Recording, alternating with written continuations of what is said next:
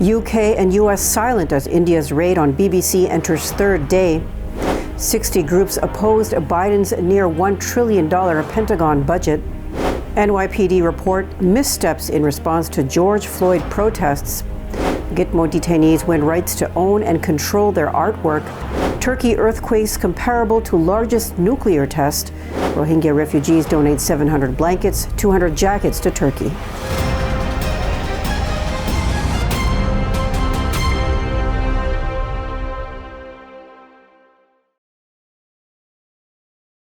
From Chicago studios, this is the Muslim News on Muslim Network TV. Assalamu alaikum, I'm Samana Siddiqui.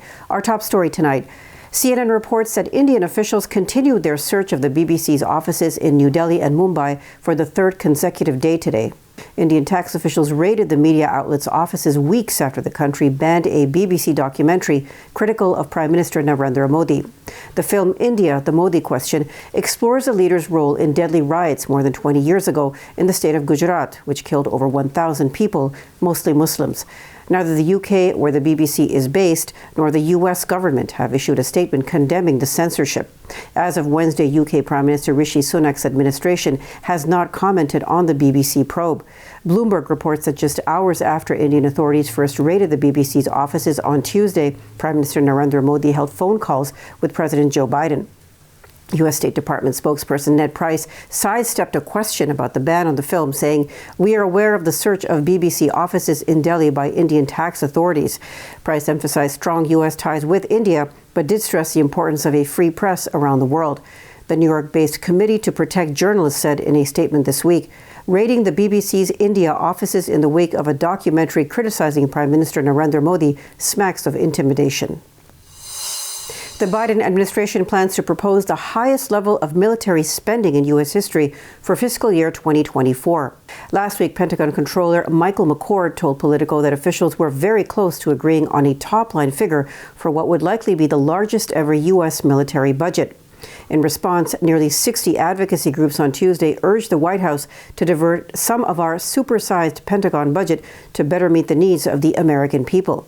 The coalition includes 59 faith, peace, national security, climate justice, racial justice, and anti-poverty groups. In their letter to President Joe Biden, the groups wrote that we cannot and must not defend the status quo when it comes to the Pentagon budget. They pointed out that this year's military budget of $858 billion is 10 times Russia's military budget and more than 2.5 times that of China. The groups also noted that it is greater than the next 9 countries combined. The Biden administration withdrew the candidacy of James Cavallaro on Tuesday due to his criticism of Israel. Cavallaro is the executive director of the University Network for Human Rights, which trains undergraduate and graduate students in human rights work. He has held positions at Harvard, Stanford, and Yale law schools. On Friday, the State Department nominated Cavallaro to serve on the Organization of American States Commission from 2024 to 2027.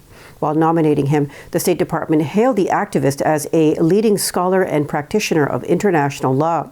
State Department spokesman Ned Price said the decision to withdraw Cavallaro's nomination was made over what he called inappropriate past statements. Cavallaro said the decision was due to my statements denouncing apartheid in Israel-Palestine. These comments were made public last weekend. That was when the Al-Jmeiner, a Jewish media outlet based in New York City, published an article in which they raised the issue of Cavallaro's past tweets criticizing Israel. Cavallaro wrote in December that Hakeem Jeffries was bought, purchased, controlled by pro-Israel groups. Jeffries is minority leader of the U.S. House of Representatives. Cavallaro was replying to an article about the lawmakers' acceptance of lobbying funds from the American Israel Public Affairs Committee and similar pro-Israel groups. On Tuesday, the Missouri Senate approved a plan that would put new limits on race-related school lessons. In addition to existing restrictions on lessons about the issue of race in America, the new law would also create a portal where the public can access school curriculum, syllabi, and other materials. The measure advanced to the House on Tuesday on a 21-12 vote. All 10 Democratic senators opposed the move, along with 2 Republican senators. While the earlier legislation mentioned critical race theory, which teaches about systemic racism in the United States, the new law does not. However, it does forbid teaching that individuals, by virtue of their race, ethnicity, color, or national origin, bear collective guilt and are inherently responsible for actions committed in the past by others. Over 100,000 Arab Americans reside in the Chicago metropolitan area, according to U.S. Census data. However, a University of Illinois Chicago study says this is an undercount. UIC professor Nadine Naber is lead author of the report from the university's Institute for Research on Race and Public Policy. She said that as a result of the undercount, the realities of Arab American inequities become impossible to address. It attributes the lower numbers to Arab Americans not having a racial category of their own on the national census, leading to the community's invisibility. The census currently classifies Arab Americans as white or Caucasian, which leads to a lack of data about the community. The report was created with funding support from the John D. and Catherine T. MacArthur Foundation, the Field Foundation, and others. Missteps in response to George Floyd protests. Details after the break, so stay tuned, and we'll be right back.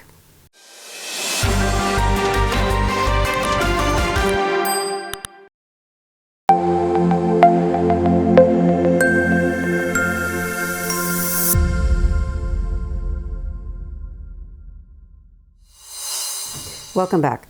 A never-released internal NYPD report reveals missteps in how the force handled the protests in response to the murder of George Floyd in 2020. The 47-page document found that officers lacked timely intelligence in the first days of the protests against racism and police brutality. Some of the demonstrations turned violent, with vandalism against businesses among one of the more prominent attacks. The report also noted that highly touted resources were not used to better control the situation. As well, it was critical of higher-ups in the force for the lack of proper coordination and response. However, it also said that despite being faced with multiple unforeseen developments and challenges, the leadership of the department made many divisive and sound decisions that protected the lives and property of New Yorkers as events unfolded.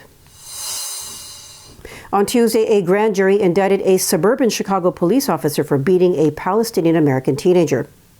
Patrick O'Donnell beat 17-year-old Hadi Abu Atila last July in Oaklawn, Illinois. He was indicted on counts of aggravated battery and official misconduct. O'Donnell was one of 3 white police officers who beat Abu Atila, putting the teenager in the hospital for almost a week. The Arab American Action Network declared it to be a victory for the community, Abu Atila and his family. A new ruling by the Pentagon has reversed a previous decision that blocked prisoners at Guantanamo Bay from exhibiting paintings they made during their imprisonment. Now, inmates will have the rights to own and control the paintings and sketches they made during the Art from Guantanamo project. 20 of the 34 prisoners who participated in the program are slated for release. Ghalib al-Bihani from Yemen was imprisoned without charge for 15 years before being released in 2017 to Oman, where he now teaches painting. He wrote that, "Painting makes me feel as if I am embracing the universe. I also see things around me as if they were paintings, which gives me the sense of a beautiful life." Khalid Qasim, another prisoner who joined the project, built artificial canvases from the materials he found in prison, including sand from the exercise yard and coffee grounds. Last week's twin earthquakes in Turkey are comparable to the world's largest nuclear test, a U.S. professor of geology said on Tuesday.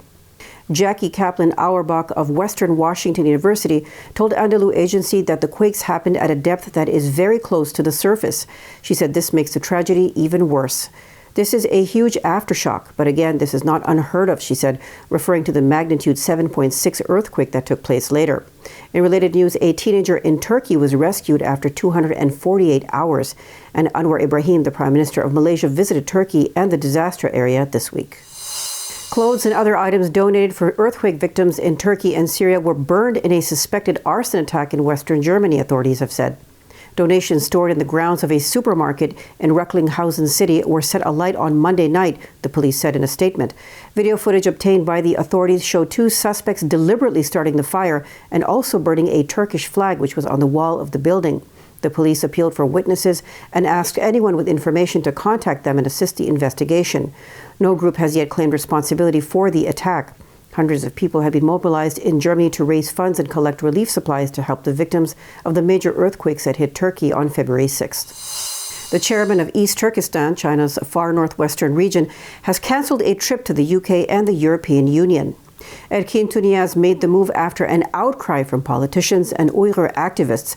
They said welcoming him would tacitly condone China's human rights abuses of Uyghurs.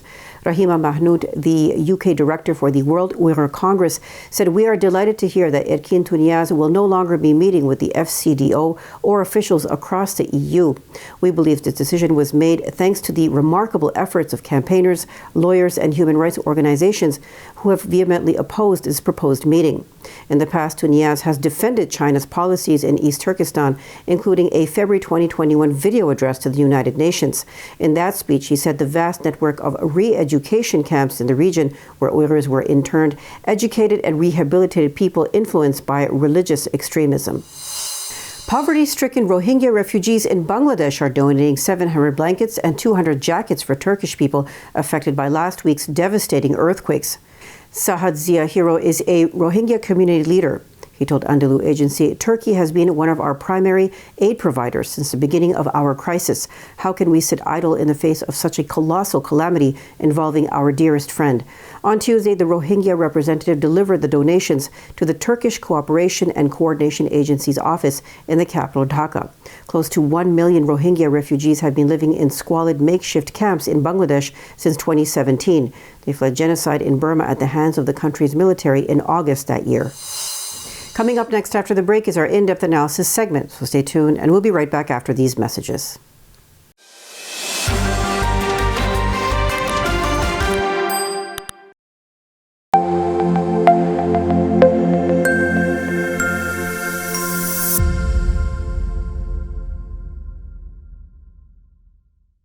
Welcome back. February is Black History Month. To discuss the importance of the month, let's go to Edward Ahmed Mitchell. Over to you, Edward.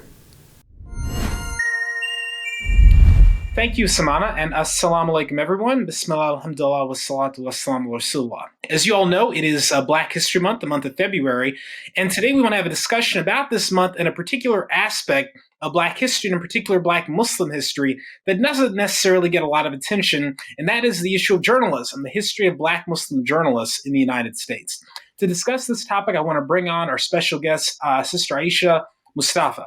She's an assistant professor of mass communications. She's been the editor of the Muslim Journal for over 30 years, and she's a stretch editor at the Mississippi Link, and she's been one of the leading Black Muslim journalists in the United States. We're very happy to have her with us today. Assalamu alaikum, Sister Ayesha. How are you?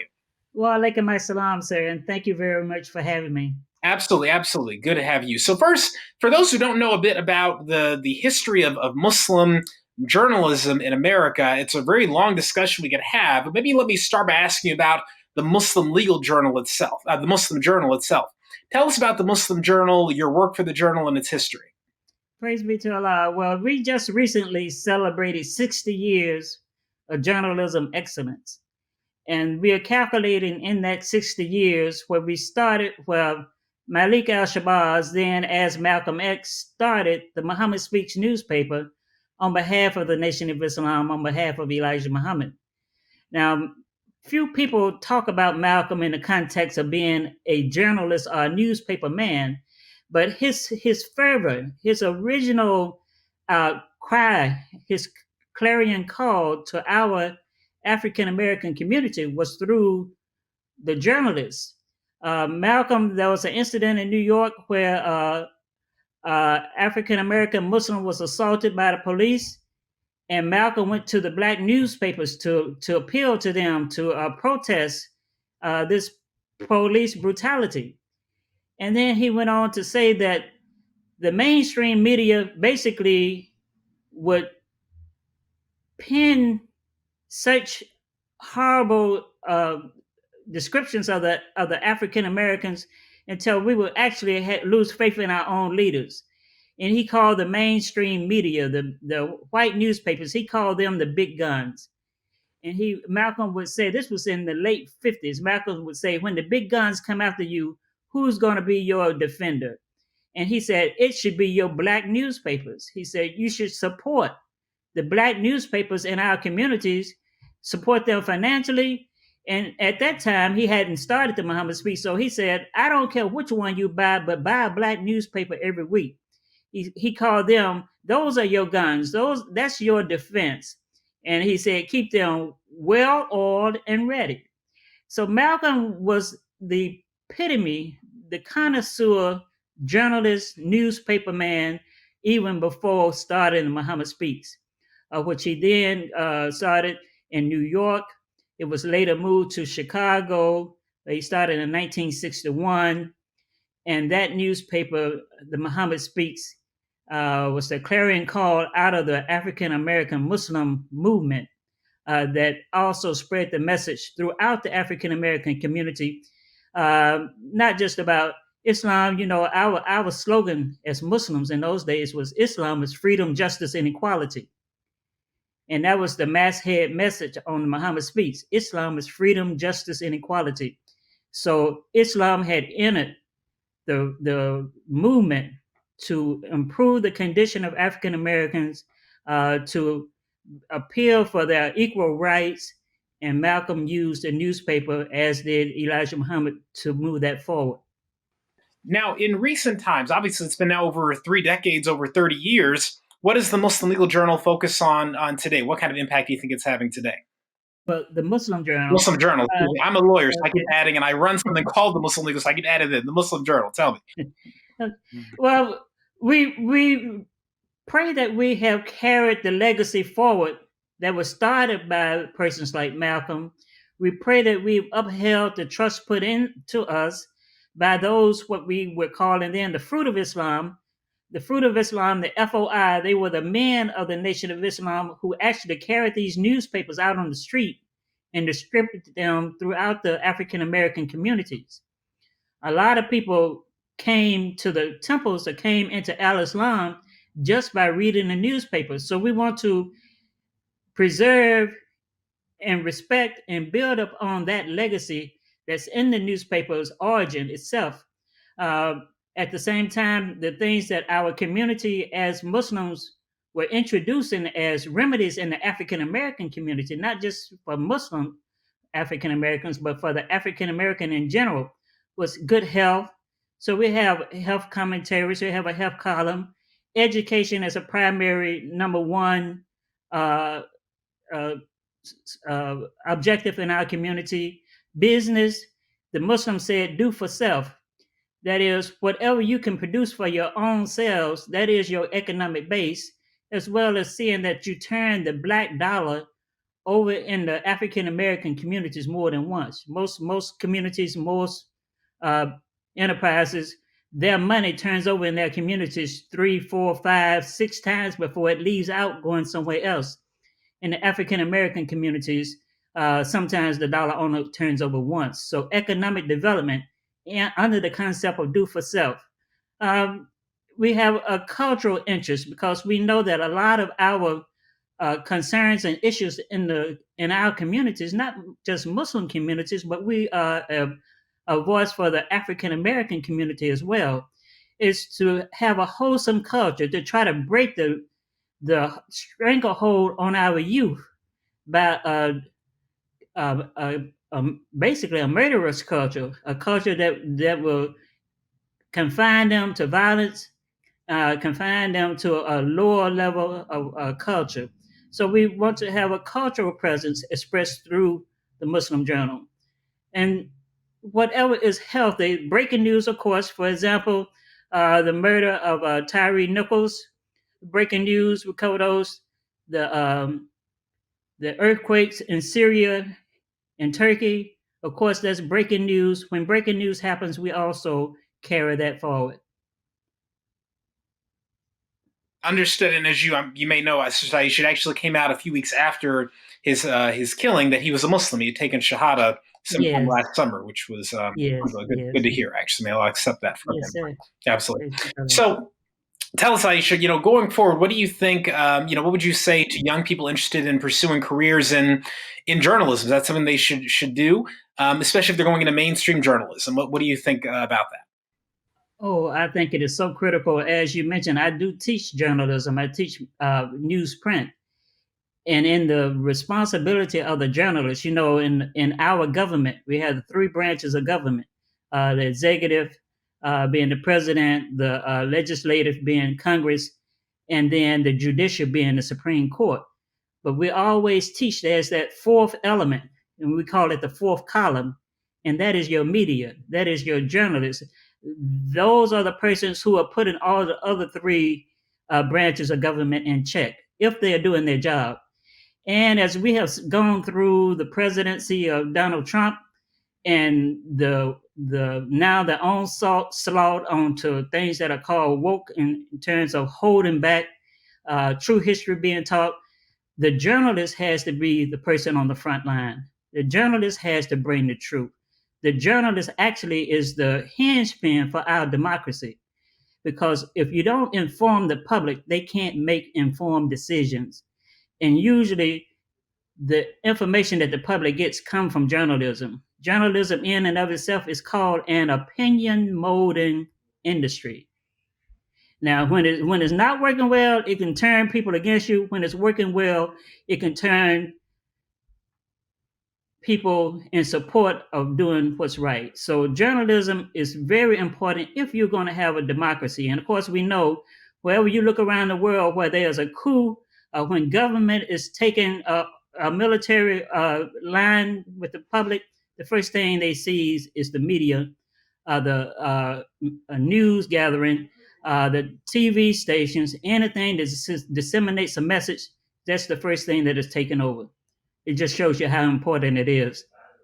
So, Ayesha, tell me, if someone wants to get involved with if someone wants to get involved with the Muslim Journal, what do they do? How can they get involved in the Muslim Journal? And then also, tell us more about the work that you do at school as a professor and what school you're at, so people might be interested in applying there. The Muslim Journal right now is based in Chicago, Illinois. However, right now I'm sitting in Jackson, Mississippi, and I teach at Tougaloo College, one of the historically black colleges in the South, the HBCU Tougaloo, and I teach in the mass comm department, newsprint. It is an opportunity for me to interact with young people, young minds, and also express to them the things I've expressed here of their responsibility. I tell my students, when you go out as a journalist, drop your name. Drop your name in terms of you want people to get back with you. But when you ask about who you are, tell them, I am John Q. Public. I am Jane Q. Public. I'm here on behalf of the public. I stand in where other people can't, so that I can bring them accurate information that they can make informed decisions from.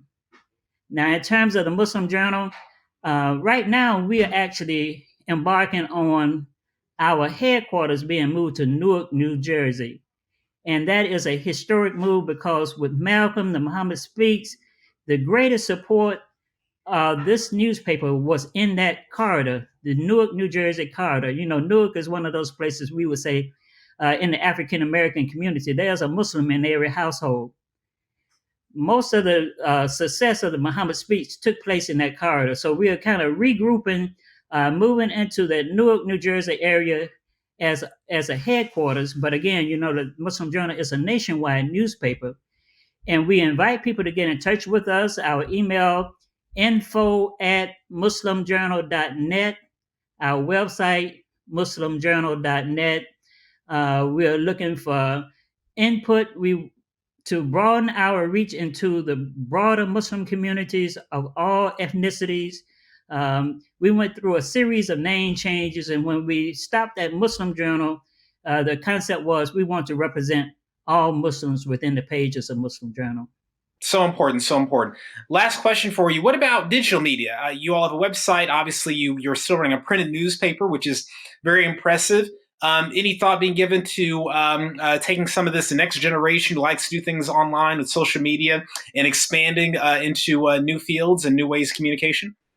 That's where we are now, and we welcome any young, energetic people out there who want to participate with us building an online presence, a YouTube station, iPod, podcast, YouTube, social media. We welcome them to contact us and see how we can collaborate. We carrying their messages as well as helping us build a signature Muslim Journal message. One on social media, mainly through Facebook right now.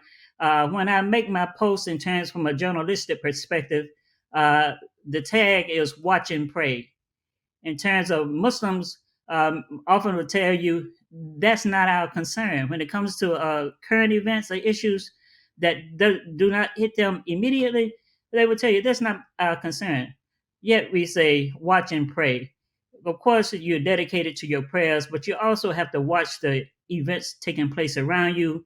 So again, that you can make informed decisions and support what you support, and sometimes perhaps withhold your support where you should. Absolutely.